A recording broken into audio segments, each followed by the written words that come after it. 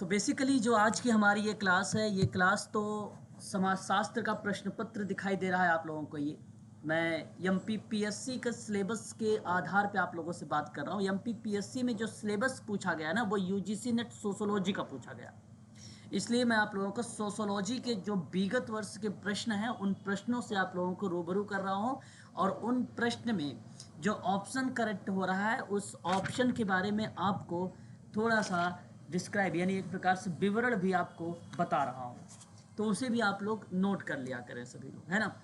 बाकी DSSB के अगर मैं बात करूँ तो उनके सिलेबस में मेंशन किया गया है कि सोशोलॉजी और सोशल वर्क पूछा जाएगा, क्रिमिनोलॉजी पूछा जाएगा। तो सोशोलॉजी यहाँ से वो क्वेश्चंस को देख सकते हैं DSSB के बच्चे। बाकी यूजीसी नेट के स्टूडेंट के लिए भी ये इम्पॉर्टेंट हो सकता है प्रश्न। तो क्वेश्चन नंबर 44 आपसे कहता है कि भारतीय समाज में परिवर्तन को उसकी परंपराओं के अध्ययन द्वारा ही समझा जा सकता है। यह तर्क किसने दिया? भारतीय समाज में परिवर्तन को उसकी परंपरा के अध्ययन द्वारा समझा जा सकता है। भारत के समाज में, इंडियन सोशल में अगर हम बात करते हैं, तो परिवर्तन को उसकी परंपरा के अध्ययन द्वारा समझा जाता है। मतलब उसकी परंपरा, भारत की जो परंपरा है, उनके अध्ययन आप करोगे तो आप समझ जाओगे कि भारतीय समाज में परिवर्तन है। तो यह स्टेटमेंट किसका है? पीडी कुलकर्णी का है। पीडी कुलकर्णी का है। अब देखिए कुलकर्णी बता रहा हूँ sorry, PD Mukherjee. PD Kulkarni का नाम आता है वहाँ पे सामाजिक न्याय में, है ना, सामाजिक न्याय में। पीडी मुखर्जी का जो नाम है, ये कहते हैं कि भारतीय समाज में परिवर्तन को उसकी परंपरा के अध्ययन द्वारा ही होता है। और सामाजिक परिवर्तन के अध्ययन में भारतीय परंपरा की भूमिका जो है बहुत ही महत्वपूर्ण मानी जाती है, बहुत ही महत्वपूर्ण मानी जाती है। उसके आधार पर अगर मैं बात करूं तो भारतीय परंपराओं में लोचदार और अनुकूलन करने की जो सांस्कृतिक शक्ति होती है वो पाई जाती है। तो इसलिए क्वेश्चन नंबर 44 का ऑप्शन नंबर जो बी है, पीडी मुखर्जी महोदय, ये ऑप्शन करेक्ट हो जाएगा। तो भारतीय समाज में परिवर्तन को उसकी परंपरा के अध्ययन द्वारा समझा जा सकता है, ये ऐसी परिभाषा पीडी मुखर्जी कहते हैं। क्वेश्चन नंबर 45 आपके सामने सुमलित वाला है प्रश्न। ये अभी मैं क्वेश्चन के पीडीएफ भी आपके ग्रुप में डाल दूंगा, है ना। तो जरा एक बार जवाब बताइए, इस प्रश्न का सही जवाब क्या होना चाहिए? तो देखिए, सांस्कृतिक, देखो बहुत इंपॉर्टेंट क्वेश्चन है, आईएमपी के रूप में धरिएगा क्योंकि अवधारणा है और इधर लेखक है। सांस्कृतिकरण और पश्चिमीकरण और आधुनिकीकरण तीन शब्द है, तीनों की तीनों इंपॉर्टेंट शब्द हैं। ये किसको रिलेट करते हैं? तो ये बेसिकली एमएन श्रीनिवासन से रिलेट होते हैं। देखो, संस्कृतिकरण के जनक कौन है? एमएन श्रीनिवासन, आप जानते हो, है कि नहीं। और आपको बता दूं, अवधारणा के लेखक भी संस्कृतिकरण, पश्चिमीकरण किस, जरा होल्ड रखना। तो मैंने आपसे बताया था कि संस्कृतिकरण के जनक अगर पूछा जाए तो एमएन श्रीनिवासन का नाम आता है। पश्चिमीकरण का भी पूछा जाए तब भी आप एमएन श्रीनिवासन का नाम लगाए। आधुनिकीकरण भी पूछा जाए तो भी आप एमएन श्रीनिवासन का ही नाम लगाइए। सार्वत्रिकीकरण तथा स्थानीयकरण की बात होती है, तब यहाँ पे अगर आप किस व्यक्ति का नाम लगाना होगा तो यहाँ पर रॉबर्ट रेडफील्ड का नाम लगाना होगा। रॉबर्ट रेडफील्ड, आपने रॉबर्ट रेडफील्ड का नाम कहाँ पर सुना है? लिटिल कम्युनिटी में। लिटिल कम्युनिटी के साथ साथ ध्यान से सुन लीजिएगा, सर्वत्रिकीकरण और स्थानीयकरण में भी रॉबर्ट रेडफील्ड का नाम हमें देखने को मिलता है। ठीक है। भारत में सांस्कृतिक परिवर्तनों की प्रक्रिया को समझाने के लिए परंपरा की अवधारणा का प्रयोग किया था रॉबर्ट रेडफील्ड ने। ठीक है। और इसका मानना है कि प्रत्येक संस्कृति का निर्माण परंपराओं से होता है। प्रत्येक संस्कृति का निर्माण परंपराओं से होता है। ये कौन व्यक्ति मानता है? तो रॉबर्ट रेडफील्ड मानते हैं। बृहद परंपरा और लघु परंपरा, बृहद परंपरा और लघु परंपरा मैकिम मैरियट मानते हैं। मैकिम मैरियट है। और आप ध्यान से सुन लीजिएगा, मैकिम मैरियट ने स्थानीयकरण और सार्वभौमिकीकरण की अवधारणा का प्रयोग किया है। किसका प्रयोग किया है? ये भी आप ध्यान रखिएगा। स्थानीयकरण और सार्वभौमिकीकरण की अवधारणा का प्रयोग किया है परंपरा के आदान प्रदान की प्रक्रिया की व्याख्या करने के लिए मैकिम मैरियट का नाम देखने को मिलता है। अगर बात करते हैं सार्वभौमिकीवाद और विशेषीकरणवाद को लेकर, ठीक है, सार्वभौमिकीवाद और विशेषीकरणवाद की अवधारणा के लेखक हैं मैलिनोवस्की। इन्होंने सार्वभौमिकता तथा विशेषता पर ज़्यादा बल दिया है, इसलिए इसका जवाब जो जाएगा वो आपका ऑप्शन ये करेक्ट हो जाएगा। सामाजिक संरचना की बात करते हैं तो वहाँ पे नाम टालकाट पार्सन्स कहा जाता है। ठीक है, इस प्रश्न का जवाब अगर हम बात करते हैं तो आप ऑप्शन नंबर अगर आप थर्ड को देखें 3, 2, 1, 5, तो ऑप्शन नंबर आपका थर्ड यानी ऑप्शन सी आपका करेक्ट मान लिया जाएगा। अगला सवाल क्वेश्चन नंबर 46, निम्नलिखित में से कौन सी प्रक्रिया की कल्पना है कि विश्व में कोई विशेष गृह या गोपनीयता या गोपनीय अधिभौतिक शक्तियां क्रियाशील नहीं रहती हैं और जीवन को मानवीय बुद्धिमानों के अनुसार जिया जा सकता है? सही जवाब क्या होगा आप देख सकते हैं क्वेश्चन नंबर 46, बताइए। आधुनिकीकरण सर। आधुनिकीकरण। देखिए, अगर आपसे कहा जाए कि सर वो डी। कौन सी प्रक्रिया है, वो कौन सी इन 4 ऑप्शन में प्रक्रिया है जो कहती है कि कल्पना है विश्व में कोई विशेष गोपनीय या अधिभौतिक शक्तियां क्रियाशील नहीं रहती और जीवन को मानवीय बुद्धिमानी के अनुसार जिया जा सकता है, तो वो धर्म रूढ़िता मुक्ति है। धर्म रूढ़िता मुक्ति की कल्पना है कि विश्व में कोई विशेष गोपनीय भौतिकता शक्तियां क्रियाशील नहीं रहती हैं जिससे जीवन को मानवीय बुद्धिमानी के अनुसार जिया जा सकता है। और करेक्ट ऑप्शन नंबर डी आपका करेक्ट माना जाएगा यहाँ पर। अगला सवाल देखिए, क्वेश्चन नंबर हमारे सामने 47 नंबर का कहता है कि निम्नलिखित में से कौन समाजशास्त्र के भारतीयकरण के साथ संबंधित है। मतलब वो समाजशास्त्र का भारतीयकरण से रिलेट कर रहा है, यानी भारत का वो विद्वान, उस विद्वान का नाम आपको आइडेंटिफाई करना। बड़ा ही आसान सा सवाल है, मुझे उम्मीद है कि आप लोग सही जवाब भी देंगे। बताइए।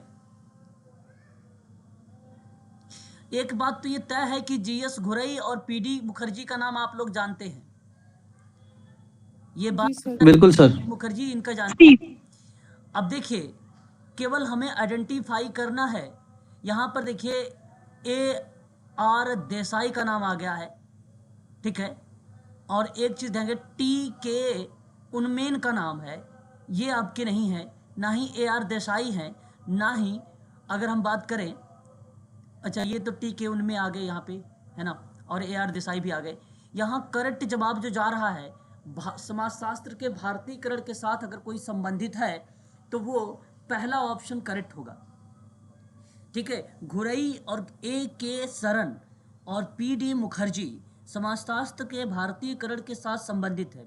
सैद्धांतिक उपागम से संबंधित समाजशास्त्री में अगर हम बात करते हैं किसके, सैद्धांतिक उपागम से, तो संस्थापक उसके माने जाते हैं GS घुरई महोदय। लेकिन जब मैं बात करता हूँ AK सरन के बारे में और DP मुखर्जी के बारे में, तो DP मुखर्जी ने परंपरा के अध्ययन पर बात किया है, लेकिन सरन की बात करता हूँ तो सरन ने बताया है मूल्य मानदंडों के आधार पर भारतीयकरण की परिभाषा। मूल्य मानदंड के आधार पर भारतीयकरण की परिभाषा बताया है कि AK सरन ने, इसलिए ऑप्शन आपका पहला करेक्ट होगा, ना कि ऑप्शन तीसरा करेक्ट होगा। क्वेश्चन नंबर 48, किसने यह सिद्ध करने का प्रयास किया है कि भारतीय समाज का अनुभाविक समाजशास्त्र संभव नहीं है?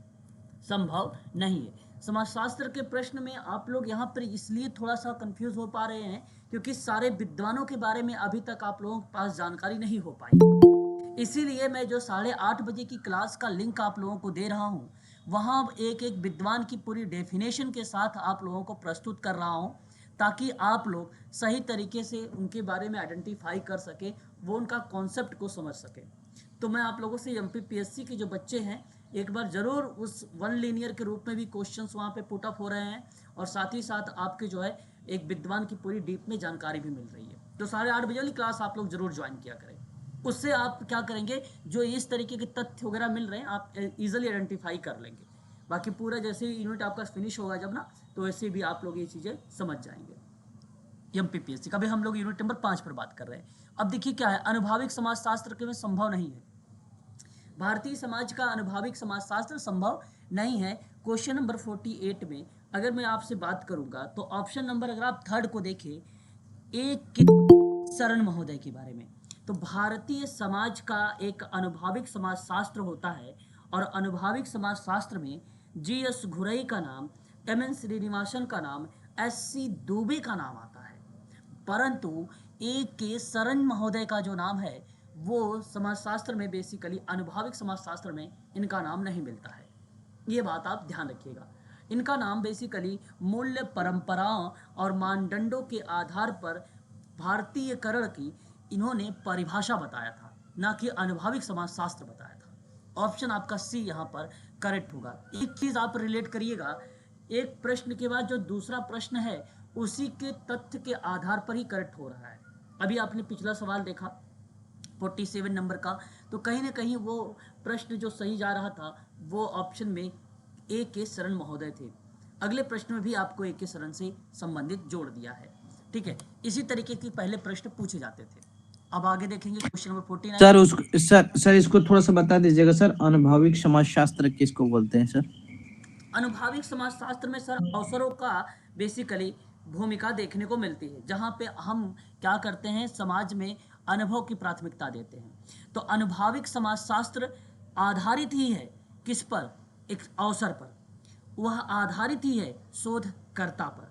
अनुभवजन्य बेसिकली जब भी कोई आप रिसर्च वगैरह करते हैं, जब कोई साक्ष्य वगैरह जुटाने का काम करते हैं, वही प्रक्रिया अनुभाविक समाजशास्त्र कहलाती है। अनुभाविक अनुसंधान होता है, हम बेसिकली स्टेप बाय स्टेप करते हैं, और स्टेप बाय स्टेप में शोध वाली प्रक्रिया आती है। जब रिसर्च वाली प्रक्रिया में बात करें तो वहाँ पे ए के शरण का नाम नहीं आता। अनुभव का मतलब है, सिंपल सी बात है, ध्यान रखिएगा, किसी साक्ष्य का उपयोग करना, समाजशास्त्र में किसी सबूत का उपयोग करना, वह अनुभाविक समाजशास्त्र कहलाता है। सिंपल परिभाषा में आप उसमें क्या कर रहे हैं, उसको अवसर दे रहे हैं, है ना, उसको क्या दे रहे हैं, अवसर दे रहे हैं, स्वतः करने पर बल दे रहे हैं। ठीक है, वही अनुभाविक समाजशास्त्र। सर किस तरह के साक्ष्य सर? देखिए मैं आपको बताऊं, साक्ष्य जैसे अगर मान लीजिए कोई कार्य आप कर रहे हैं, प्रत्यक्ष रूप से कार्य कर रहे हो, तो क्लाइंट के साथ काम कर रहे हो, आपने उसको डायग्नोसिस करना है, तो वहां पे आपको कारणों की जानकारी लेंगे। तो कारण क्या है, एक प्रकार से जो तथ्य मिले हैं कारण के रूप में, वो साक्ष्य है। वो क्या है, साक्ष्य है। अब मान लीजिए आप प्रत्यक्ष रूप से कर रहे हो, आप प्रत्यक्ष में कौन सी कम्युनिटी में, कौन से ग्रुप में, कौन से व्यक्ति के पास ऐसी जो है योजनाएं वगैरह नहीं जा पा रही हैं, है ना, तो आपने भाई उसका अवलोकन किया, उसका आपने अनुभव किया। अवलोकन और अनुभव के माध्यम से ज्ञान प्राप्त करने का एक तरीका होता है, वही अनुभाविक होता है। अपने अवलोकन प्राप्त किया है, जो अनुभव से जो ज्ञान प्राप्त किया है, वो क्या है आपका, वही आपका क्या है, ठीक है सर, ठीक, वही अनुभव, आपका साक्ष्य ठीक है। है ना। तो भारत के प्रारंभिक समाजशास्त्रियों में से किसने भारतीय समाजशास्त्र तथा सामाजिक मानव विज्ञान में जमीनी अनुभाविकवाद चालू किया है ना। बड़ा अच्छा सवाल है ये। तो अगर मैं बात करूँ क्वेश्चन नंबर 49 के बारे में, तो सिंपल सवाल कहता है कि भारत के प्रारंभिक समाजशास्त्रियों में जी.एस. घुरई का नाम, देखिए जी.एस. घुरई बड़े फेमस है। और अच्छा बताइए जरा, भारत समाजशास्त्र के, भारतीय समाजशास्त्र के जनक कौन है, पिता कौन है, भारतीय समाजशास्त्र के जनक या पिता कौन है, बताइए please. Augustus Kamate. No, August कामते तो भारत का थोड़ी ना है। श्रीनिवासन भी नहीं है। अरे भाई यही जी.एस. घुरई हैं। घुरई है सर। हाँ, जी.एस. घुरई ही हैं। ये बड़े फेमस पर्सन है, इसलिए इनसे सवाल जिस तरीके से अगस्त कामटे समाजशास्त्र में बेसिकली सार्वभौमिकता के रूप में आते हैं, तो जी.एस. घुरई भारतीय परिप्रेक्ष्य में बड़े फेमस पर्सन है। ठीक है, तो जी.एस. घुरई का नाम यहाँ पे करेक्ट होगा, ऑप्शन नंबर ए सही जाएगा। भारतीय समाज ना बहुलवादी समाज है। भारत का समाज कैसा है सिराज? बहुलवादी है। बहुलवादी सर। हाँ, इन्होंने बोला है सर बहुलवादी का मतलब क्या होता है सर? बहुलवादी बेसिकली क्या होता है, जो सभी एक्टिविटी पर कार्य करे। बहुलवादी समाज का तात्पर्य यही होता है जो सभी प्रतिक्रिया में बात करे, सभी परिप्रेक्ष्य में बात करे। मतलब कि सर सर सोसाइटी के परिप्रेक्ष्य में कह सकते हैं कि होलिस्टिक डेवलपमेंट की बात करें सर, ऑल ओवर वर्ल्ड। सर्वोपरि जहां हमने सार्वभौमिकता की बात किया सर, हर चीज की बात किया, समाज में किसी वही सर। मूल्य हो या साध्य हो या उद्देश्य हो, ठीक है ना, क्या हो, मूल्य हो बिल्कुल। या साध्य हो या उद्देश्य हो, ठीक है, उनको सर्वोपरि मानकर मनुष्य को उसके अनुरूप ढाल दो आप, ठीक है, उसके अनुरूप आप ढाल दो, वह बहुलवादी का प्रक्रिया हो जाती है। तो वैसे ही बहुल जातीय संस्कृति की भी स्वीकृति देना, उसका बढ़ावा देना बहु संस्कृतिवाद कहा जाता है। तो बहुल का मतलब क्या होता है? मल्टी। बहु का मतलब क्या होता है? वही सर मल्टी। वही सर हाँ होलिस्टिक डेवलपमेंट सोसाइटी के परिप्रेक्ष्य में, समाज हाँ के हाँ परिप्रेक्ष्य में। हाँ, तब यही चीजें बेसिकली रिप्रेजेंट जी करती है। बिल्कुल ऑप्शन नंबर आपका बिल्कुल। पहला करेक्ट हो जाएगा। क्वेश्चन नंबर 50 देख लीजिए, कहता है कि शिक्षा का निजीकरण है, निम्नलिखित में से किसका परिणाम हो सकता है शिक्षा का निजीकरण? अब आजकल तो शिक्षा ही बेसिकली अभी परिप्रेक्ष्य में बात किया जाती है, कोई एक तो अप्लाइड टाइप का प्रश्न भी आप इसको कह सकते हो, लेकिन शिक्षा एक ऐसा भी पार्ट है अभी जो है निजीकरण की प्रक्रिया में नहीं आया है। रीज़न यही है कि अभी आजकल देखो ज़्यादातर जनसंख्या जो है D.Ed, B.Ed, D.Led, M.Ed, B.Tc इत्यादि जो कोर्स चलाए जा रहे हैं, बच्चे ज़्यादा अधिक तरफ उसी की तरफ अग्रसर हो रहे हैं, है ना, क्योंकि अब वही है, एक समय आएगा ये भी निजीकरण के रूप में जाएगा, ठीक है। तो शिक्षा का निजीकरण निम्नलिखित में से किसका परिणाम हो सकता है? यहाँ पे 4 ऑप्शन है क्वेश्चन नंबर 50 का, तो ऑप्शन बी होगा वैश्वीकरण का, है ना। तो शिक्षा का निजीकरण वैश्वीकरण का परिणाम है। वैश्वीकरण के दौर में ना शिक्षा जो है संस्थानों को फाइनेंशियल संतुलन बनाए रखना बहुत कठिन हो गया था, बल्कि कम जो फाइनेंशियल संसाधन होने के कारण बच्चों को समुचित सुविधाएं और बेहतर स्तरीय शिक्षा जो है देना जो है एक चुनौती बन गई थी, और आज भी चुनौती है, ऐसा भी आप कह सकते हो। ऐसा नहीं कि आज चुनौतियां वो खत्म हो गई हैं। इसलिए शिक्षा में गुणवत्ता सुधार जो है लाने के लिए निजीकरण का अवधारणा अपनाई जा रही है। तो मैंने बताया आपको कि आने वाले टाइम में आपको ऐसा देखने को मिलेगा भी, ठीक है, समय ऐसा आएगा जहाँ पे शिक्षा भी निजीकरण का रूप लेगी। सर वैश्वीकरण का सर ग्लोबलाइजेशन ही बोलते हैं ना सर? जी जी, ग्लोबलाइजेशन है, ग्लोबलाइजेशन। अच्छा सर। हाँ, ये जब ग्लोबलाइजेशन का मतलब होता है ना कि पूरे वर्ल्ड की बात कर रहा है, ये केवल परिपेक्ष भारत ही नहीं है यहाँ पे, है ना। अच्छा सर अपने अपने शब्दों में सर, एक लाइन में इसको हम रिप्रेजेंट करना चाहें तो किस तरह से बोलेंगे सर वैश्वीकरण। अपने शब्दों में सर? जी सर, ग्लोबलाइजेशन को सर। जी सर। ओके, बिल्कुल बिल्कुल। आप वैश्वीकरण को अगर मैं आपसे कहूँ अपने शब्दों में, अगर आपको बोलना है, एक लाइन में बोलना है, तो आप ये कह लीजिए कि विभिन्न देशों के बीच परस्पर संबंध और तीव्र एकीकरण की प्रक्रिया। तीव्र एकीकरण की प्रक्रिया, विभिन्न देशों के बीच परस्पर संबंध, वही वैश्वीकरण है। वही क्या है? वैश्वीकरण है। Thank you sir. ठीक है। भारत में वैश्वीकरण जानते हैं, वैश्वीकरण का रूप जो जाना गया वो 1991 से, 1991 से, ठीक है। व्यापारिक अंतरराष्ट्रीय को बढ़ावा मिला था उस समय, इस वजह से जो हमें ज़्यादातर देखने को मिलता है 1991 से, है ना, ठीक है। चलिए आगे बढ़ते हैं, और भी चीज़ों के बारे में जानकारी रखते हैं। प्रीति मैडम कहाँ रहती हैं भाई? क्लास में उनका साथ वीडियो ऑन है, ठीक है। चलिए आगे बात करते हैं क्वेश्चन नंबर 51 को लेकर। ग्रामीण समाज के अध्ययन में एक गुट शब्द है। गुट शब्द, बड़ा अच्छा सवाल आ गया भाई। गुट शब्द का उपयोग सर्वप्रथम किसने किया था? गुट का मतलब जानते हो? गुट का मतलब इकट्ठा सर, इकट्ठा सर। इंग्लिश देख लो, इकट्ठा नहीं, ग्रुप। यहाँ पे क्या लिखा है? टर्म। ग्रुप का मतलब टर्म यूज किया है फ्रैक्शन, है ना। ये ग्रुप वही है जो बेसिकली वर्ग। फैक्शन है सर, फ्रैक्शन, फैक्शन है sir, faction. Fraction faction fraction is a fact. फ्रैक्शन ही एक प्रकार से ग्रुप है सर, एक गुट। फैक्शन है सर, फैक्शन फैक्शन। देखिए अगर हम आपसे बात करें, फ्रैक्शन जो शब्द रिलेट होता है वो किस चीज को दर्शाता है? एक मैंने आपको फ्रैक्शन ऐसे देखो, 1/2 ये क्या है? फ्रैक्शन है। 1/2 में ये किसी का ग्रुप है ना। तो ये इसके अंश के रूप में जाना गया है, एक के अंश के रूप में जाना गया है 1/2 1/2, ठीक है। तो गुट अंश है, गुट ग्रुप है ना। तो इसका उपयोग सर्वप्रथम किसने किया है, प्लीज बताइए। अच्छा ये बात है ग्रामीण। ऑस्कर हाँ ऑस्कर डेविस सर। नहीं, रेमंड पर्थ।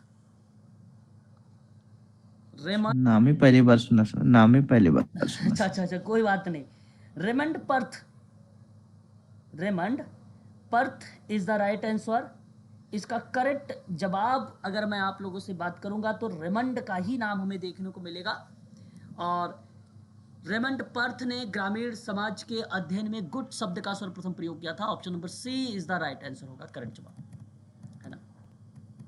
आगे बात करते हैं क्वेश्चन नंबर 52 के बारे में।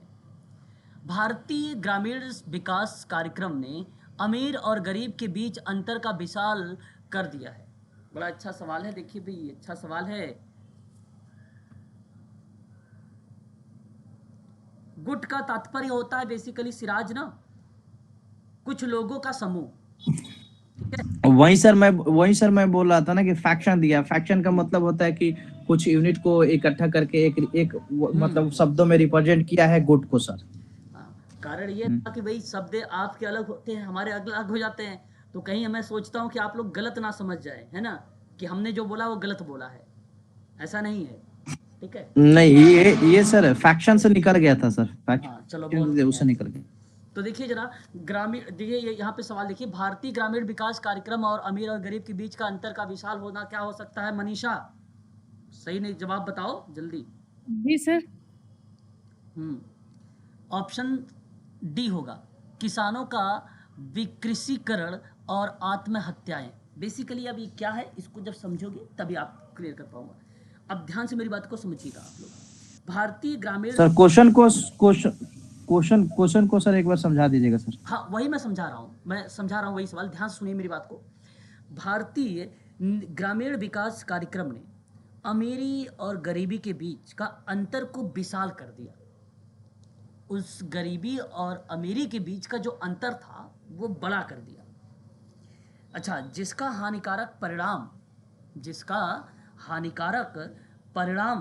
क्या पड़ा? जो प्रक्रियागत रूप से आपस में, जो प्रक्रियागत रूप से, या आप कह लीजिए कि जो हानिकारक परिणाम पड़ा, जहां किसानों का विकृषीकरण करना और आत्महत्याएं हुआ। इन विकास कार्यक्रमों को अच्छे तरीके से लागू नहीं किया गया। किसको? विकास कार्यक्रमों को अच्छे तरीके से लागू नहीं किया गया, और कार्यक्रम का लाभ समाज के गरीब समूह तक नहीं पहुंच पाया।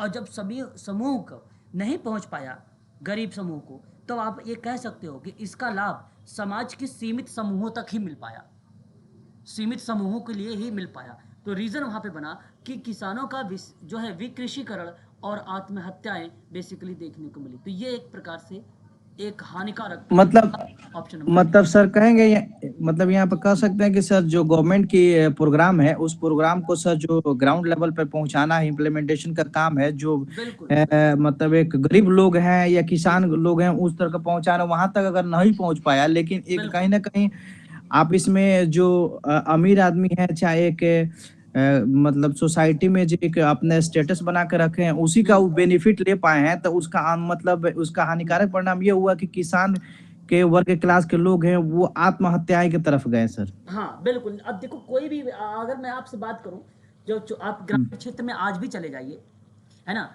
उतने जागरूक नहीं, आज भी उतनी जागरूकता अभी भी नहीं है उनके अंदर, है ना। कारण ये है कि भाई सही तरीके से कोई नीति, कोई कार्यक्रम लागू नहीं होती है ना। लोग स्वयं हित की बात करते हैं, है ना, स्वहित की बात करते हैं, अपने हितों की बात करते हैं, तो इस वजह से वहाँ तक वो सुविधाएं वो नहीं पहुँच पाती है। पता चला कि भाई जब नया नया जीरो अकाउंट खुलवाया जा रहा था तो सबको लग रहा था कि भाई पैसे आएंगे, है ना।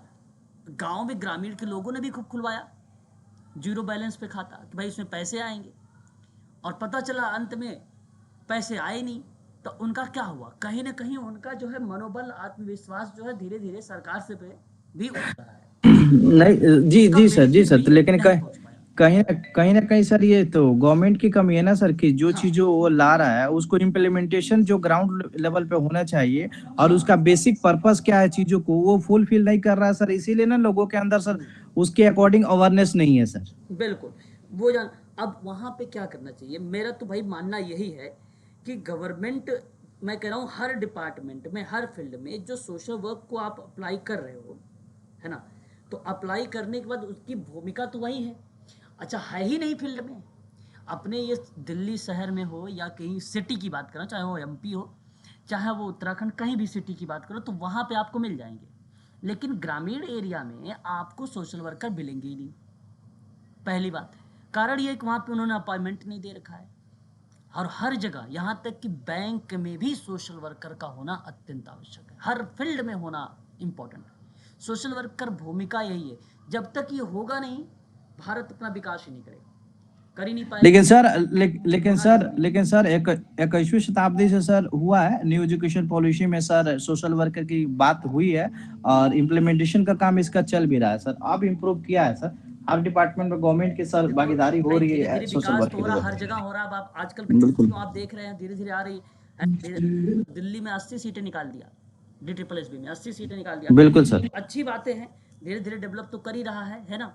लेकिन ये है कि अधिक संख्या में करे तो और बेटर है ना, क्योंकि बच्चे बहुत ज़्यादा हैं, है ना, उनको भी तो देखना है, और लोगों को भी देखना है ना। और हमें कहता हूँ कि जिनके अंदर एबिलिटी है उन्हीं का चुनाव करें, है ना। मैं नहीं कहता भाई कि जिनके अंदर एबिलिटी नहीं है भाई उनको चुनाव कर ले। भाई आपके पास है, रूल है, रेगुलेशंस है, नियम है, आप उनको फॉलो करो, जो काबिल है इसके उसके जॉब दो, है ना। उसके बाद देखिए क्वेश्चन नंबर 53, जजमानी प्रथा को किसके द्वारा बेहतर स्पष्ट तरीके से किया जा सकता है। बड़ा अच्छा सवाल है ये जजमानी प्रथा, ये DSSB में भी सवाल आया हुआ है ना, जजमानी प्रथा। तो अगर आप ऑप्शन ए को पढ़िएगा तो कहता है कि लोगों का पारस्परिक विश्वास तथा सहयोग, ये ऑप्शन आपका करेक्ट जाएगा। देखिए मैंने कहा है आप लोगों से पहले भी, ट्रिक बताया है कि जो ऑप्शन बड़ा लगे वो ऑप्शन करेक्ट होता है। कभी कभी जो तथ्य होता है वो गलत होता है, जैसे इस ऑप्शन सी को देखो, ये गलत है। जजमानी प्रथा अपनाने वाली एक दमनकारी उपाय और दमन है, उत्पीड़न है, ये तो गलत है ना जजमानी प्रथा। तो मेरा कहने का मतलब है जजमानी प्रथा को लोगों को पारस्परिक विश्वास तथा सहयोग के द्वारा बेहतर समझा जा सकता है। जजमानी व्यवस्था जो है ना, जाति प्रथा के अंतर्गत एक सामाजिक और आर्थिक व्यवस्था है। जजमानी प्रथा मूलतः अगर मैं बात करूं आपसे, तो विभिन्न जातियों के बीच जो है एक संविदा है। संविदा आप समझ रहे हो, जैसे नहीं कहते गेस्ट टीचर पे रखे गए हैं आप, ये कुछ समय के लिए कॉन्ट्रैक्ट पे बेस्ड, सर। हाँ, तो वो बेसिकली संविदा है। तो जिसके माध्यम से ये अपनी सेवा और वस्तुओं का आदान प्रदान करती है, वही जजमानी प्रथा है। और यहाँ पे करेक्ट जवाब ऑप्शन नंबर आपका ए है। ग्राम नगरीकरण का यह पद या शब्द किसके अध्ययन से संबंधित हो सकता है। ग्राम नगरी, देखिए बड़ा अच्छा सवाल है, क्वेश्चन नंबर 54, और आपको जवाब यहाँ पे बताना है। क्या ऑप्शन 4 की तरफ आप अग्रसर हो? 4 सर।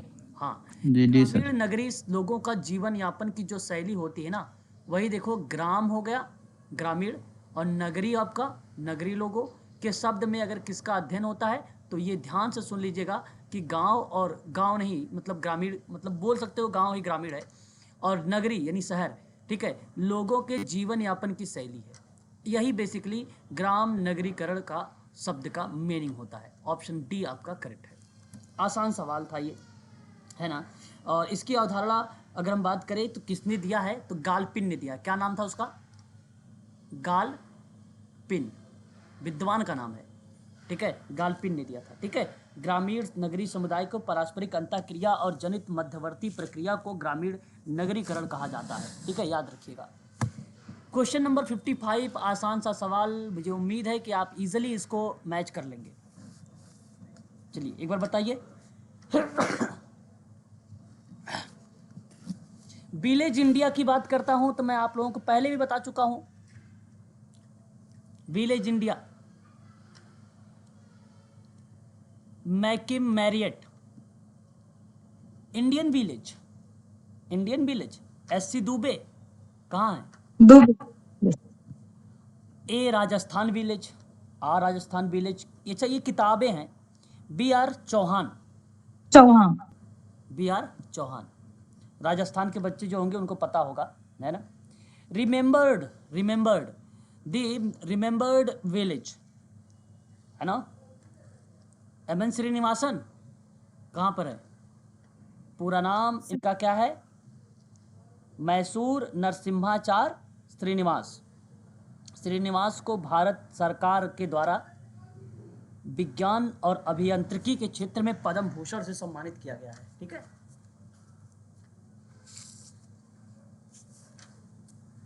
अब बताइए जवाब क्या होना चाहिए?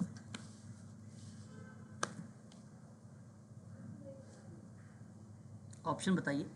Second option, sir. Second number sir. Second option, second is the right answer, B option आपका सही है। क्वेश्चन नंबर आगे। सर ये सोशियोलॉजी का यूजीसी का क्वेश्चन है सर? हाँ जी, हाँ जी। ठीक है। देखिए B R Virmani workers perspective in management की एक किताब आई थी। वर्कर्स पर्सपेक्टिव इन मैनेजमेंट की एक किताब आई थी बी आर बिरमानी की, और एस आर पार्कर और आर के ब्राउन और अन्य के साथ अगर मैं जाता हूँ तो इनका जो करेक्ट जवाब है सोशियोलॉजी ऑफ इंडस्ट्री। और E V Schneider industrial sociology और पॉल ब्लूमबर्ग इंडस्ट्रियल डेमोक्रेसी। और सही ऑप्शन की तरफ अगर आप रुख करेंगे तो ऑप्शन नंबर आपका जो बन रहा है वो सेकंड बन रहा है, यानी बी ऑप्शन बन रहा है। सर ये इनकी बुक है ना सब ये सर? हाँ जी, हाँ जी, हाँ जी। सर ये जैसे पॉल ब्लूमबर्ग के इंडस्ट्रियल डेमोक्रेसी की बात है, अगर इनसे रिलेटेड अगर थ्योरी आती है, पूछी जाती है, तो ये शब्द तो सर इंडस्ट्रियल डेमोक्रेसी इनसे इंटरेक्ट करेगा सर? हाँ देखिए इनकी थ्योरी भी जिस तरीके की किताब है ना, जी देखिए इनकी किताब है, उनकी थ्योरी भी उन्हीं तरीके से रिलेट कर रही है। जैसे अब बिल्कुल बिल्कुल। तो आप औद्योगिक एरिया से कह सकते हो, डेमोक्रेसी एरिया है तो आप लोकतंत्र जैसे चीज़ों को आप रिलेट कर सकते हो, है ना। तो उनकी किताब उनके आधार पे बेसिकली बेस्ड है ना, उन्हीं पर बेस्ड है। तो मैं आप लोगों से कहूँगा कि जिस तरीके से आपको किताब का नाम भी दिख रहा है यहाँ पे, उसी तरीके के व्यवहार भी आप लोगों को वहाँ पे देखने को मिलेंगे मीनिंग में। बाकी इनके क्लासेस होंगे, मैं इनके और भी विद्वान जो पढ़े हुए हैं सोशोलॉजी में ना, इन सभी पर बात करूँगा, है ना। आने वाले टाइम अभी तो 5 ही यूनिट है, 5 यूनिट बाकी है, वहाँ पर ही कवर होंगे, है ना। क्वेश्चन नंबर 57, नियोक्ता तथा कर्मकारों के बीच में औद्योगिक विवादों को बाहरी व्यक्तियों के द्वारा निपटाने के क्या संभावित तरीके हैं? अब देखिए कर्मकारों के बीच में कोई हो गया बवाल, किसके बीच में? नियोक्ता के साथ, ठीक है। अब उस व्यक्ति का विवाद आपको समाप्त करना है, उसका विवाद खत्म करोगे। सोशल वर्कर हो भाई, जाहिर सी बात है खत्म तो करना ही आपको। तो बताओ कौन कौन सी चीजें आप लगाना उचित समझेंगे? क्या सुलह दोगे? सुलह वाली प्रक्रिया शामिल है, यस या नो? बिल्कुल सर। Yes, sir. फिर अगर मैं आपसे बात करूं तो दूसरे पॉइंट पर, तो दूसरा पॉइंट आपसे कह रहा है कि समझौता। अब यहाँ पर ध्यान से सुनिएगा, ये सवाल किस संबंध में है? ये नहीं होगा सर। औद्योगिक विवादों के बाहरी व्यक्तियों के बीच, बाहरी व्यक्तियों के द्वारा, है ना। कौन से व्यक्ति? बाहरी व्यक्ति के द्वारा। तो जो समझौता वाला प्रक्रिया है ये बेसिकली उसके अंतर्गत शामिल नहीं रहेगा। समझौता अधिनिर्णय की बात यहाँ पे सर सर यहाँ पे समझौता हो जाएगा सर जब आप फैक्ट्री अधिनियम की बात करेंगे ना सर, वहां पे हो जाती है। बट यहाँ बाहरी व्यक्तियों के द्वारा निपटान करने की बात हो रही है सर, तो यहाँ पे ऑप्शन के अकॉर्डिंग 3 ही को चूज करना है सर। तो समझौता से अच्छा सा सुलह, अधिनिर्णय और विवाचन हो जाएगा सर, अकॉर्डिंग टू ऑप्शन सर। हाँ, ये भी आप कह सकते हो, ये भी आप कह सकते हो अकॉर्डिंग टू ऑप्शन भी। परंतु यहाँ प्राथमिकता की अगर हम बात करेंगे तो समझौता वाली प्रक्रिया में हम सबसे अंततः में रखते हैं बाहरी व्यक्तियों के द्वारा। इसलिए बिल्कुल सर। पहला, तीसरा एंड चौथा। तो आप देखिए ऑप्शन नंबर पहले में मैच हुआ है। और अगर मान लो आपने समझौता ले भी लेते हो तो सुलह तो ऑलरेडी है ही है, तो सुलह कैसे आप हटा सकते हो? चलो आपने सेकंड को ऑप्शन डी में ले लिया, लेकिन आप सुलह को तो नहीं हटाओगे ना, सुलह और समझौता में। तो सबसे बड़ी बिल्कुल बिल्कुल सर, आपको बिल्कुल यहाँ बिल्कुल। पे रखना पड़ेगा सुलह को ही, है ना, जो कि डी गलत हो जाता है फिर। 58 नंबर का सवाल, 58 नंबर का सवाल, स्वजन पक्षपात लिखा हुआ है, ये स्वजन पक्षपात लिखा हुआ है, तथा भ्रष्टाचार भारतीय समाज में अधिक जो है अत्यधिक व्याप्त है। अच्छा भाई, ये बात तो मैं आप लोगों से कहूँगा कि ये बात करेक्ट है। भारतीय समाज में स्वजन पक्षपात है, भ्रष्टाचार भारतीय समाज में अत्यधिक व्याप्त है। क्यों? क्योंकि इसमें अगर मैं आपसे बात करूं, भाई भतीजावाद या अपनों के फायदा पहुंचाने के लिए नियमों को ताक पर रख दिया जाता है। ताक का मतलब समझते हो? अलग कर दिया जाता है, तब फिर नियम भूल जाते हैं लोग।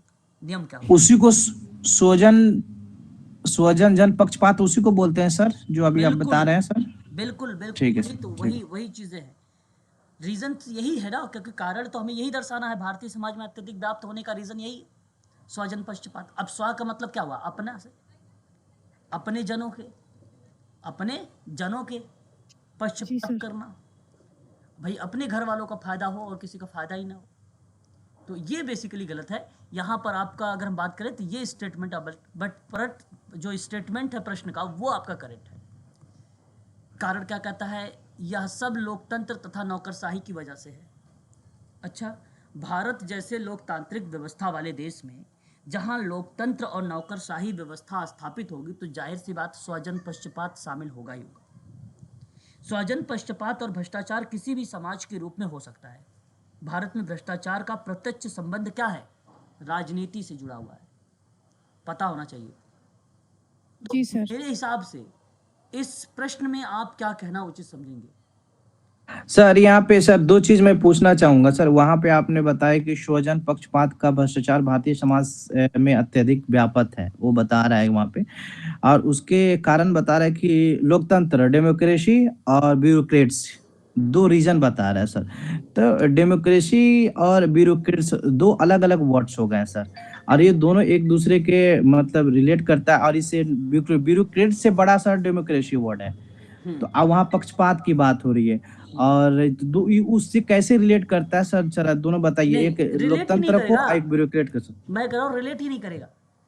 हाँ वही मेरे को लगा कि हाँ आप बिल्कुल। आइडेंटिफाई कर रहे हैं इस सिलसिले। हाँ, अगर मैं आपसे कहूँ कि यह सब लोकतंत्र और नौकरशाही की वजह से हो रहा है ना, लोकतंत्र और नौकरशाही की वजह से हो रहा है, क्या ये बात सही है? गलत है। लोकतंत्र बिल्कुल बिल्कुल सर। नहीं हो रहा भाई कि भारत में अगर स्वजन का पक्षपात हो, नौकरशाही की वजह से भी नहीं हो रहा है कि ये बात क्या नाम है कि स्वजन पक्षपात हो। वजह तो ये नहीं है ना, जब नहीं है तो ये असत्य है, ये बात क्लियर है। बिल्कुल बिल्कुल लोकतंत्र, मेरे को लगा कि सही कर रहे हैं, इसीलिए मैं पूछा सर, इसलिए। अच्छा अच्छा अच्छा, नहीं नहीं नहीं, ये तो मैं आपको बता रहा था यहाँ पे कि लोकतांत्रिक हो वाले जो देश है जहाँ किसी भी समाज के रूप में हो सकता है ना, बेसिकली लोकतंत्र और राजनीतिक नौकरशाही व्यवस्था स्थापित होती है। और मान लीजिए वहाँ क्या है, वहाँ स्वराज पक्ष है, भ्रष्टाचार है, किसी भी समाज के रूप में हो सकता है। तो भारत में भ्रष्टाचार का प्रत्यक्ष संबंध जो है राजनीति से जुड़ा हुआ है। बिल्कुल बिल्कुल सर, वही वही है ना, तो वही ऑप्शन सर आपका, मेरे। हाँ, पहला, बिल्कुल बिल्कुल सर। ऑप्शन पहला करेक्ट है। क्वेश्चन नंबर 59, श्रम संघ क्या हो सकता है? बड़ा अच्छा सवाल है, श्रम संघ। उम्मीद करता हूं कि आप जवाब भी सही दोगे। श्रम संघ, क्योंकि श्रम संघ संगठित हित होगा। श्रम संघ क्या संगठित हित की बात करेगा। अच्छा डी की तरफ आप जा रहे हो। श्रम संघ बेसिकली महासंघ नहीं होगा सर। बिल्कुल, देखो महासंघ से महासंघ सी अगर हट जाएगा ना तब होता सर, बट सी डाल दिया तो नहीं सर तो बी नहीं, नंबर सही हो संघ जाएगा भी सर। नहीं है ना, संघ है ना महासंघ है। यहाँ अगर जवाब है आपका तो संगठित समूह, जो है संगठित हित समूह है। देखो इसका मतलब क्या है, यह सरकार के संस्थानों पर दबाव डालकर अपने समूह के लोगों को हित पहुंचाने की बात कर रहा है। और श्रम संघ का अर्थ ही होता है एक या एक से अधिक व्यवसाय या उद्योग में कार्यरत जो श्रमिक होते हैं उन श्रमिकों के संगठन से है। तो ये संगठन अपने सदस्यों के लिए क्या करता है? दैनिक कार्य में आर्थिक हितों की रक्षा करता है और वृद्धि करता भी है, उन्हीं के संबंध में ये कार्य करता है। तो श्रम संघ का जो बिल्कुल सर। वो संगठित हित का समूह होगा, जो कि ऑप्शन नंबर आपका बी करेक्ट होगा। क्वेश्चन नंबर 60, सामाजिक स्तरीकरण की प्रक्रिया का सही क्रम। इंपॉर्टेंट क्वेश्चन है, यूजीसी नेट के बच्चों के लिए भी है ना। तो देखिए, सामाजिक स्तरीकरण की प्रक्रिया का सही अनुक्रम क्या हो सकता है, मीनिंग पता होना चाहिए। और अगर आप सही तरीके से जानते हैं तो आप इजीली कर सकते हो। एक आता है, देखो, विकेंद्रीकरण की प्रक्रिया में दुर्खिम बहुत फेमस पर्सन है। आपको एक AGIP एक शब्द होता है दुर्खिम का, वहाँ मैं आप लोगों से जिक्र करूँगा, ठीक है, क्लास में शाम को 8:30 बजे वाले में। तो साथ ही साथ अगर मैं बात करूँ तो सामाजिक स्तरीकरण की प्रक्रिया में जो विभेदीकरण है, जो श्रेणीबद्धता है, मूल्यांकन है, लाभप्रद है, ये पॉइंट आपका करेक्ट है। ऑप्शन आपका यहाँ पे सेकंड करेक्ट है। देखिए, स्तरीकरण में विभेदीकरण के अंतर्गत कुछ समान विशेषताओं के आधार पर विभिन्न समूहों का अलग अलग तो किया जा सकता है, परंतु उनके बीच किसी भी प्रकार का पुरस्कार या अवसर की असामान्य व्यवस्था नहीं होती है। वहीं श्रेणीबद्धता में जाति व्यवस्था को पदक्रम कहा जाता है। ब्राह्मण, क्षत्रिय, वैश्य, शूद्र श्रेणीबद्धता के उदाहरण है। तो स्तरीकरण में भी जो समाज में या जो समाज के लिए ज़्यादा उपयोगी है, उसे समाज में उच्च स्थिति प्राप्त होती है, और जो कम है उसे कम, है ना, तो उसे निम्न स्थिति में रख दिया जाता है। तो इसीलिए मूल्यांकन के आधार पर उच्च और निम्न स्थिति का निर्धारण किया गया है, मूल्यांकन के आधार पर, है ना। तो मूल्यांकन के आधार पर आप ये कह सकते हो, और श्रेणीबद्धता में आप ब्राह्मण, क्षत्रिय, वैश्य और शूद्र को रख सकते हो। विभेदीकरण में आप क्या कर सकते हो कि विभेदीकरण समान विशेषताओं के आधार पर विभिन्न समूहों को अलग अलग कर देना, है ना, परंतु उसके बीच किसी भी प्रकार का अगर पुरस्कार या अवसर है तो असामान व्यवस्थित नहीं होगा। पुरस्कार वगैरह ये चीज ध्यान रखिएगा, उसे समान रूप से ही मिलेगा। नहीं समझ में आया, बताओ। आगे सर, आगे सर, आगे सोशल स्ट्रैटिफिकेशन के बारे में बता रहे थे तो सर। देखिए, हाँ, यहाँ बिल्कुल तो बेसिकली अगर विभेदीकरण की सिंपल सी बात है, उसकी विशेषता के आधार पर रखो बस। भाई जो विशेषता है उसके आधार पर आप कैटेगरीज डिवाइड कर लो।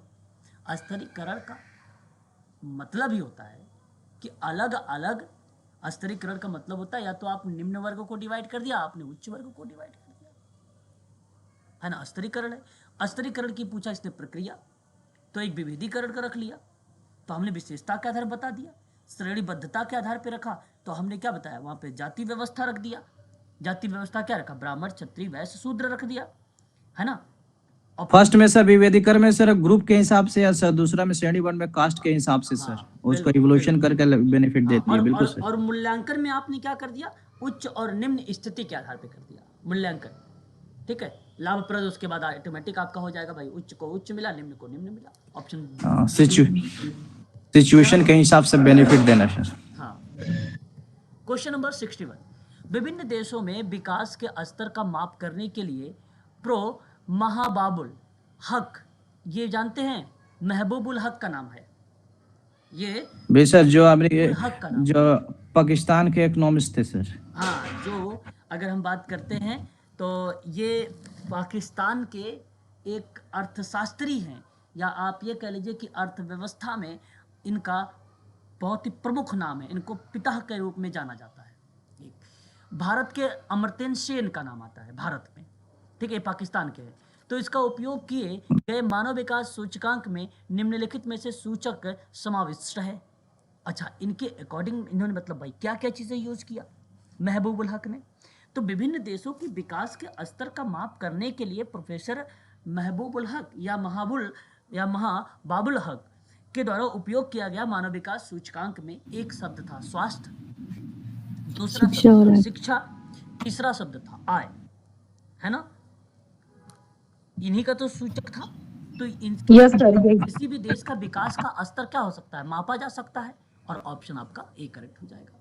क्वेश्चन नंबर 62,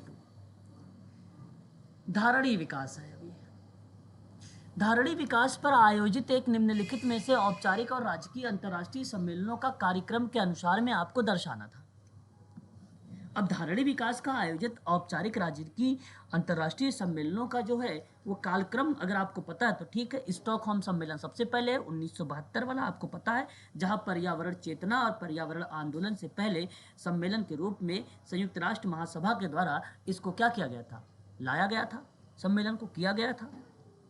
लेकिन जब मैं बात करता हूँ यहाँ पे वैश्विक 2000 वाली, पहले नंबर पे पहला आएगा वैश्विक 2000 आयोग, है ना। तो वैश्विक 2000 आयोग वर्ष 2000 में स्थापित हुआ। ये बेसिकली अगर मैं आपको बताऊं, ये जो है प्रक्रिया दूसरे पॉइंट को दर्शाएगी। अच्छा सर, यहाँ पे वर्ल्ड कंजर्वेशन जो है जो ये आपको फोर्थ नंबर 1-2 नंबर, हाँ यहाँ पे सर वर्ल्ड कंजर्वेशन जो स्ट्रेटेजी है वो कब आया था सर? उसका मेरे को लग रहा है कि सर 2 होना चाहिए सर। इसमें देख लीजिए सर, अब मेरे को 1980 अगर मैं आपसे बात कर रहा हूँ विश्व संरक्षण बात कर रहे हैं इसका, शायद सेकंड वाले का। बिल्कुल सर, बिल्कुल। हाँ, ये सर आपका सन 19 क्योंकि सर ये 80 में, क्योंकि सर सस्टेनेबल डेवलपमेंट का से रिलेटेड, एनवायरनमेंट से रिलेटेड सर ये कांसेप्ट है सर। कोई बात, एक बार बात को ध्यान से सुनिए। मैंने कहा कि विश्व संरक्षण की नीति की बात अगर हम करते हैं तो पर्यावरण और प्रकृति की रक्षा को लेकर वर्ष 1980 में बनाया गया था, और विश्व पर्यावरण आयोग की बात करते हैं तो ये 1987 में बनाया गया था। ये 1987 में बनाया गया था। क्या आप लोगों के ये जो वर्ष मैंने मेंशन किया है ये क्लियर है, स्पष्ट है? जी सर, जी बिल्कुल सर। हाँ, अब यहाँ पे क्रम लगा के आप एक बार मुझे बताइए कि क्रम क्या इसका उचित होना चाहिए। First, second, third. क्रम में ही दिख रहा है सर। इसने कहा है कालक्रम अनुसार दर्शाओ। कालक्रम के अनुसार वही सर जो पहले आया फिर लास्ट पे, यानी अर्ली टू रिसेंट। पहले 1972 आया, फिर 80 आया, फिर 87 आया, फिर उसके बाद 2000 आया। 1 2 3 4 ऑप्शन मेरे हिसाब से पहला ही करेक्ट जवाब होगा, है ना? बिल्कुल सर, क्योंकि यहाँ पे सर वैश्विक 2000 का आयोग और विश्व संरक्षण कूटनीति है, ये वर्ल्ड कंजर्वेशन स्ट्रेटजी आता है, ये आपको सर स्टॉकहोम के बाद ही आया था सर मेरे, इसीलिए मैं आपने फोर्थ बताया ना सर, तो मेरा डाउट गया सर उस पे, क्योंकि ये सस्टेनेबल डेवलपमेंट को आइडेंटिफाई करता है सर, ये सारे जो भी हैं सर, इसीलिए मैंने वहां पे डाउट गया सर। ये आपको फर्स्ट पेपर का, एक्चुअली ये फर्स्ट पेपर का ईवीएस का क्वेश्चन है सर, वहां पर जो वर्ल्ड कंजर्वेशन है ना उससे क्वेश्चन ये डाला गया है सर।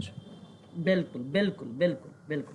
तो ये बेसिकली वो है जो आर्थिक मंदी को रिप्रेजेंट करता था, ठीक है, आयोग। तो ऑप्शन आपका करेक्ट चला जाएगा यहाँ पर, फर्स्ट करेक्ट जवाब। अगला सवाल देखिए, ये आपको सम्मिलित करना है। एम.के. गांधी महोदय के बारे में आप सभी लोगों को भलीभांति तरीके से परिचित हैं, आप लोग जानते हैं। इनका विकास का स्वदेशी मॉडल प्रस्तुत है, विकास का स्वदेशी मॉडल प्रस्तुत है, इन्हीं के द्वारा दिया गया, और वस्तुओं के निर्माण और उपयोग पर इन्होंने ज़्यादा बल दिया है। पंडित जवाहरलाल नेहरू, है ना, जे.एल. नेहरू विकास के मिश्रित मॉडल दिया है। इन्होंने कृषि और पशुपालन और उद्योगों के विकास के माध्यम से विकास की सुनिश्चित करने की बात इन्होंने बताई है, यानी ये आपका करेक्ट है। अमर्त्य सेन के बारे में विकास के सामाजिक क्षमता का मॉडल है, विकास का सामाजिक क्षमता का मॉडल है। और विनोबा भावे का नाम अगर हम बात करते हैं तो विकास का सर्वोदय मॉडल है। यहाँ त्रिमूल का मॉडल भी प्रस्तुत इसी ने किया था। तृणमूल पेपर में आता है ना, तृणमूल, ये भी नाम विनोबा भावे में ही रिलेट होता है। क्लियर है? बताइए सर। एक सेकेंड, थोड़ा स्लाइड रुकिएगा सर, थोड़ा सा मेंशन कर ले सर। हाँ, मैंने रोक रखा है स्लाइड। हो गया sir, thank you sir. Question option बता दीजिए एक बार, पहला सब सामने सामने है ना? ऑप्शन नंबर पहला ए सर। करेक्ट। चलिए, केंद्रीय परिधि, केंद्रीय परिधि, केंद्रीय परिधि सिद्धांत आंद्रे गुदर फ्रैंक का नाम आता है। आंद्रे गुदर फ्रैंक का नाम केंद्रीय परिधि में आता है। बेसिकली इसमें नगर के चारों ओर केंद्रीय स्थान पर वृत्ताकार व्यापार क्षेत्र स्थित होता है। केंद्रीय परिधि सिद्धांत जो है आर्थिक स्थिति को सुव्यवस्थित करने के बारे में बताया गया है, केंद्रीय परिधि को। और विवृत्त समवृत्त समाज गुन्नार मिर्डल का है, गुन्नार मिर्डल का है। और यह गुन्नार मिर्डल बात करते हैं अर्थशास्त्री, राजनेता और नोबेल पुरस्कार के विजेता हैं, और इनको जवाहरलाल नेहरू पुरस्कार से भी सम्मानित किया गया है। तो यहाँ विवृत्त समवृत्त समाज से रिलेट भी गुन्नार मिर्डल का नाम आता है। केंद्रीय केंद्रीय केंद्रीय अर्ध परिधि की बात करते हैं, केंद्रीय अर्ध परिधि की बात करते हैं तो किसका नाम आना चाहिए इसमें? केंद्रीय में अगर हम बात करते हैं, प्लीज़ एक बार स्पष्ट करिएगा, किस व्यक्ति का नाम आना चाहिए? तो समीर अमीन का नाम आना चाहिए, समीर अमीन का नाम आना चाहिए। और नैतिकता तो आप लोग कुछ जानते ही होंगे, नैतिकता का सिद्धांत एम के गांधी का नाम आना चाहिए। ठीक है, ये स्पष्ट है। इसमें अगर आप लोगों को कुछ पूछना है तो आप बेझिझक पूछ सकते हैं। बताइए क्या जानकारी चाहिए? सर इसके बारे में थोड़ा सा बता दीजिए सर। केंद्र अर्ध परिधि सर, जो समीर अमीन है, और आपने ऊपर बताया केंद्र परिधि, तो वो केंद्र परिधि पे मेरा स्टैटिकल पर वहां पे माइंड अप गया, बट आपने यहाँ दूसरा चीज बता। ये दोनों को कंसेप्ट क्लियर कर दीजिए सर, केंद्र परिधि और केंद्र अर्ध परिधि सर। देखिए, केंद्र परिधि का मतलब ये बना, सिंपल सी बात है, नगर के चारों ओर, कहाँ? नगर के चारों ओर, ठीक है, नगर के चारों ओर केंद्रीय स्थान को बताया। अब ये नगर है, इसके आसपास जो भी नगर हैं उसके व्यापार क्षेत्र को दर्शाता है केंद्र परिधि। अब सोशल वर्क में आपने सोशियोग्राम अगर आप पढ़ा होगा तो ज़्यादातर मैपिंग से सारी चीज़ें समझी जाती है। तो सोशोलॉजी में भी जब कभी किसी मैप के माध्यम से व्यापार को समझना होता है हमें, तो वो बेसिकली केंद्रीय परिधि दर्शाती है। व्यापार ओके सर, केंद्र समझ गया सर, परिधि दर्शाती है। लेकिन बिल्कुल सर। बात करते हैं अर्ध केंद्र प्रवृत्ति के बारे में, है ना, तो वो बेसिकली उनके क्षेत्रफल को दर्शाती है। केंद्र अर्ध परिधि जो है नगर क्षेत्र के क्षेत्रफलों को दर्शाती है, वो कितना बड़ा है किससे, कितना छोटा है किससे। और बात जब करते हैं हम लोग विवृत्त को लेकर, उम्मीद होगा कि आप लोग इसके बारे में, विवृत्त और समवृत्त समाज के शब्द है ये, इस संबंध में अगर हम बात करते हैं तो ये बेसिकली रिलेट जो कराता है समाज के व्यवहार को रिलेट कराता है, समाज के व्यवहार को रिलेट करता है कि किस समाज, कौन सा वो समाज है जो ज़्यादा प्रभावित है, जो ज़्यादा प्रभावित है, ठीक है, उनको दर्शाता है। और जो नैतिकता का शब्द था, केवल सिंपल सी बात थी, वहाँ पे समाज में न्याय जैसे शब्दों को रिप्रेजेंट करने वाले शब्द में तो केवल नाम आ जाता है एम के गांधी जी का नाम, इनका नाम आ जाता है एम के गांधी जी का नाम, ठीक है, ये बात आप ध्यान रखिएगा। लेकिन जब बात करते हैं हम लोग अमृता सेन के बारे में, अमृता सेन जो है सामाजिक कार्य में, या आप ये कह लीजिए कि समाजशास्त्र में, तो भी इनका नाम हमें देखने को मिल जाता है, अमृता सेन का भी। और ये बेसिकली एक सामाजिक कार्यकर्ता के रूप में देखने को आता है इनका नाम, है ना। और आपने इसकी अगर आप इंग्लिश देखेंगे तो आप इंग्लिश दिखा देता हूँ तो आप और अच्छे से समझ लेंगे। कहीं ना कहीं ये अमृता सेन महोदय का नाम जो है सोशल वर्कर में, या सामाजिक सुधार, या शिक्षा और सार्वजनिक स्वास्थ्य में सुधार में इनका नाम देखने को मिलता है, ठीक है, ये बात आप ध्यान रखिएगा। यहाँ अमृतेन सेन का नाम मत समझ लीजिएगा। और सही ऑप्शन का जवाब मुझे बता दीजिए, करेक्ट जवाब क्या होना चाहिए? Second option sir. दूसरा? हाँ सर, फर्स्ट का 4 है ना। दूसरा यानी बी, यस, बोलते रहिए। बिल्कुल सर, ये सर। बिल्कुल। अब देखिए एमजी फ्रैंक का नाम, एमजी फ्रैंक का नाम, विकास का सिद्धांत इन्होंने क्या दिया है एमजी फ्रैंक महोदय ने, ये भी जानना हमारे लिए अत्यंत आवश्यक है। केंद्र परिधि सिद्धांत का प्रतिपादन, है ना, क्या कहना आप उचित समझेंगे इस सवाल का सही जवाब?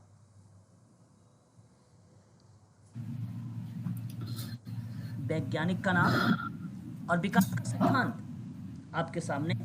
करेक्ट जवाब, एमजी फ्रैंक ने केंद्र परिधि का सिद्धांत दिया। इसमें नगर के चारों ओर वृत्ताकार व्यापार का क्षेत्र को स्थापित करता है, वही रिलेट कर देती है, और यहाँ पर केंद्र परिधि आपका 4 सही हो गया। उस तरफ भी सर नाम, उस तरफ भी सर फ्रैंकी का नाम था सर, उधर फ्रैंक का ही नाम था सर। हाँ, वहाँ अगर हम केंद्र परिधि में बात करते हैं तो उनका बेसिकली जो है केंद्र परिधि में सिद्धांत जो है आंद्रे गुन्नार फ्रैंक ने भी दिया है। तो सिद्धांत है ये सिद्धांत के रूप में जाना गया है। आर्थिक स्थिति को सुव्यवस्थित करने के बारे में बताया था किसने? आर्थिक स्थिति को। लेकिन जब यहाँ पर हम बात व्यापार के क्षेत्र में किसने बताया है?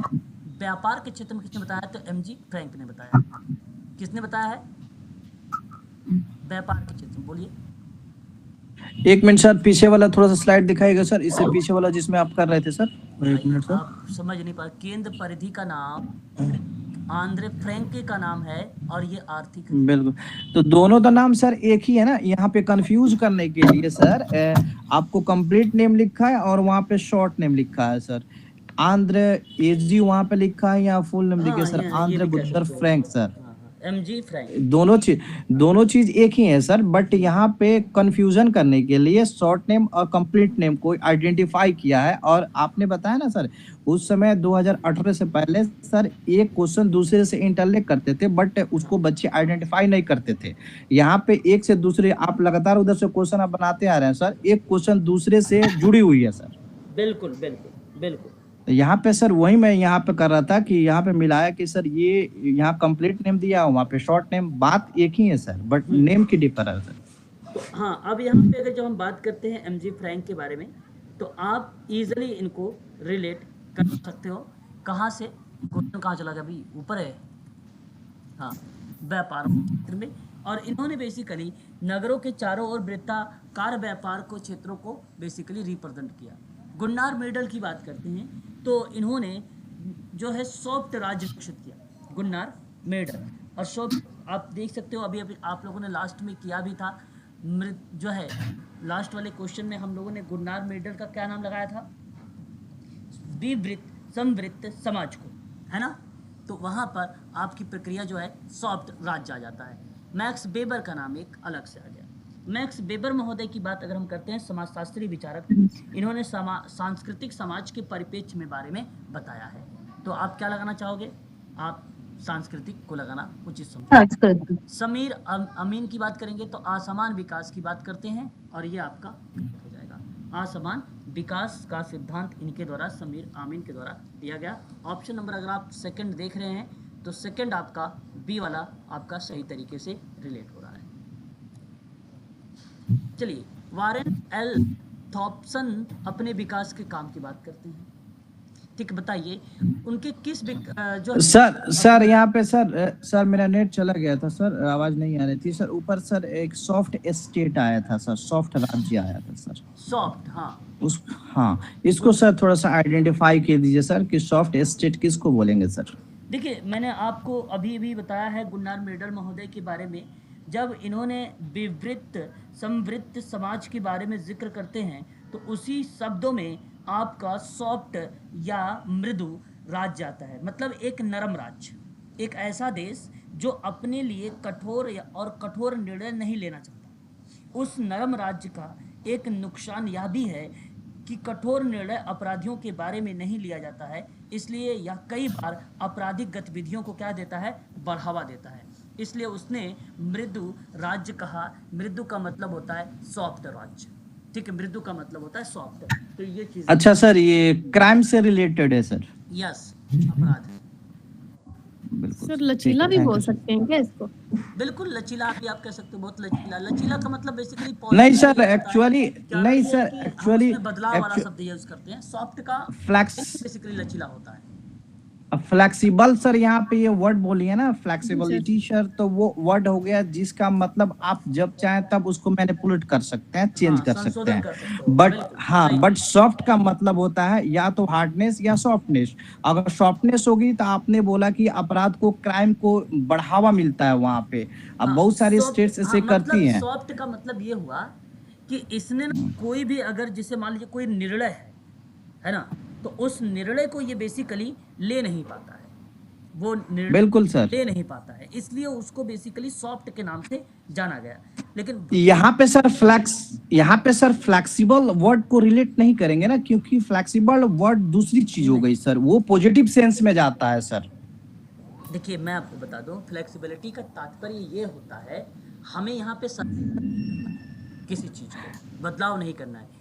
हाँ, बात नहीं नहीं सर, बदलाव की नहीं बात कर रहे हैं हम, फ्लेक्सिबिलिटी वर्ड की बात कर रहे हैं कि वो दूसरी चीज को रिप्रेजेंट करता है सर, वो एक पॉजिटिव वर्ड में आ जाता है। और सॉफ्ट है ना, और हार्डनेस, ये सब दूसरी चीज, दूसरे वर्ड को रिप्रेजेंट करता है। मैं वर्ड का डिफरेंस बता रहा हूँ सर, और हाँ उसकी हाँ यूजेस ऑफ नहीं, सिचुएशन मैं बिल्कुल बता बिल्कुल। रहा हूँ देखिए सर। देखिए सॉफ्ट का, जैसे मैं आपको बताऊं, कोई कोई आपने सुना होगा सॉफ्ट पावर। भारत बिल्कुल में सर। अगर हम सॉफ्ट पावर की बात करते हैं तो बेसिकली सॉफ्ट पावर किसी भी देश के 3 प्रमुख संसाधनों पर आधारित होता है। सॉफ्ट पावर वो संसाधन है, राजनीतिक वैल्यूज हैं और विदेशी नीति है। इन्हीं 3 पर वो आधारित होती है, वो सॉफ्ट पावर कहलाती है। सॉफ्ट पावर ज़्यादातर ना अमूर्त चीज़ें जैसे योग हो गया, बौद्ध हो गया, धर्म हो गया, सिनेमा हो गया, संगीत हो गया, आध्यात्मिक हो गया, आदि चीज़ों पर बेस्ड होता है, वो सॉफ्ट पावर हो गया। बिल्कुल सर, बिल्कुल यही चीज, क्योंकि धर्म को आप, जाहिर सी बात है, जब चाहे तब उसको ऐसा नहीं है कि उठाए चेंज कर दिए सर, ये चीज है, बिल्कुल सही बात है। बिल्कुल ठीक है। तो यहाँ सही जवाब चला जाएगा जो ऑप्शन नंबर आपका सेकंड करेक्ट जवाब है। ठीक है, चलिए अगला सवाल देखिए। कह रहा है कि वारेन एस थॉम्पसन अपने किस काम के लिए जाने जाते हैं। बड़े अच्छे सवाल, क्वेश्चन नंबर 66। मैं उम्मीद करता हूँ आप जवाब भी सही देंगे। और सही ऑप्शन यहाँ पे अगर मैं जिक्र करूँगा तो जननांकीय संक्रमण मॉडल में अगर किसी का नाम आता है तो वो बेसिकली वारेन एस थॉम्पसन का नाम आता है, और ऑप्शन नंबर बी यहाँ पर आपका करेक्ट हो जाएगा। बेसिकली क्या है कि जनसंख्या वृद्धि और सामाजिक आर्थिक विकास के बीच में जो संबंध पाया गया, उसी के बारे में वारेन एस थॉम्पसन ने जननांकीय संक्रमण के मॉडल में बताया था। ठीक है, तो ये आपका करेक्ट जवाब हो जाता है। हालांकि जनसंख्या के अध्ययन में इनकी कई बहुत ही महत्वपूर्ण योगदान भी रहा है ना, इनका काफ़ी योगदान भी रहा है। तो यहाँ पे करेक्ट जवाब जो होगा वो आपका बी होगा। सर इससे जनसांख्यिकी से सर माल्थस भी रिलेट करते हैं ना सर? वो तो जनसांख्यिकी के बारे में उन्होंने उनकी संकल्पना के बारे में बताया है ना? अच्छा, और ये ऊपर इनके बारे में क्या बताएं सर? एक मिनट ऊपर ऊपर ये कीजिएगा सवाल सर। था जननांकीय संक्रमण मॉडल।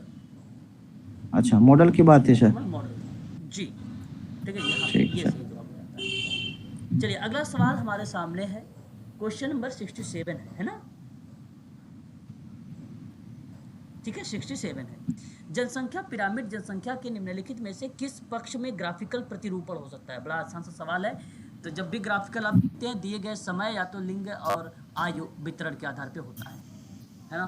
तो जनसंख्या पिरामिड जनसंख्या के दिए गए समय, आयु, लिंग, वितरण की ग्राफिकल प्रतिरूपण होता है। जनसंख्या पिरामिड के माध्यम से किसी देश का लिंगानुपात को दर्शाया जाता है। दैट इज राइट, आप लोग समझ रहे होंगे, लिंगानुपात को दर्शाया जाता है क्योंकि प्रमाणिक ग्राफ माना जाता है इसको। इसके अतिरिक्त जनसंख्या से संबंधित जो विभिन्न कंपोनेंट होते हैं, उन कंपोनेंट को भी पिरामिड के माध्यम से भी प्रदर्शित किया जा सकता है।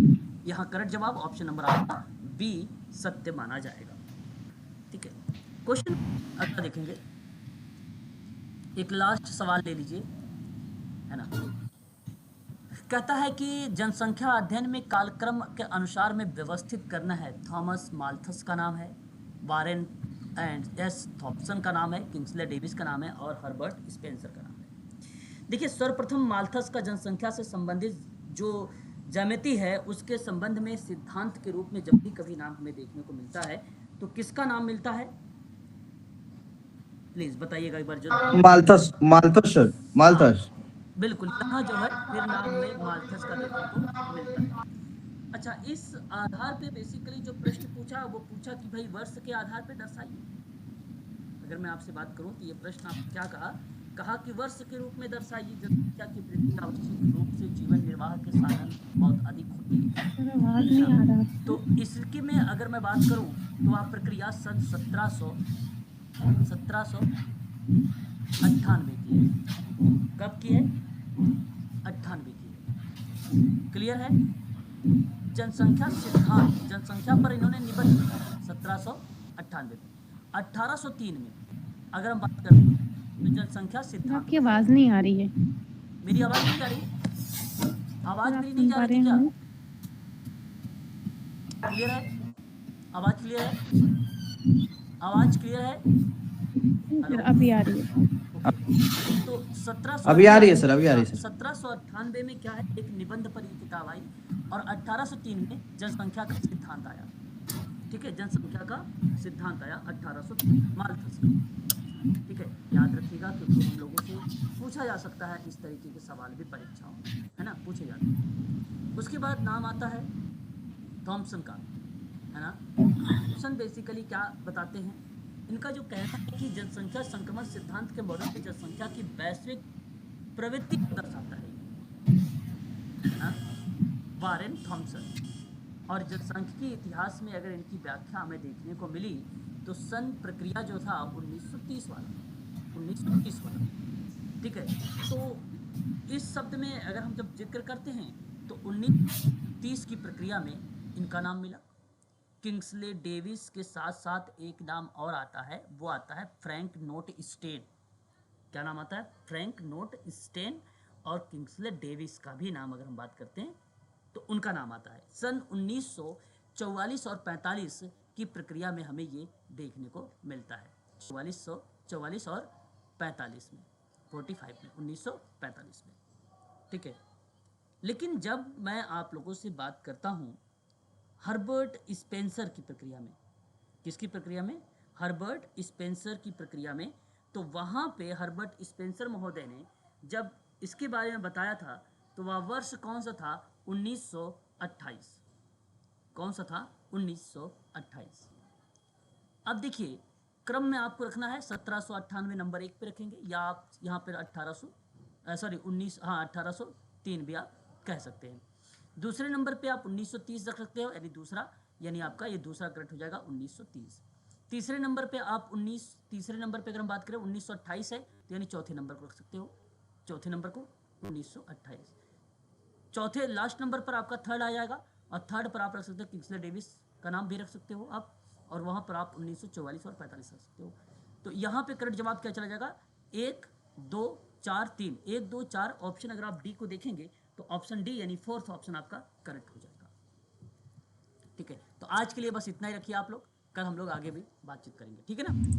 थैंक यू सर, आज मजा आया सर क्लास करने में sir, discussion. Thank you sir. ठीक है, चलिए आप लोग शाम की क्लास Thank you, sir. उसको भी आप लोग ज्वाइन करिएगा। ठीक है ना? ठीक है।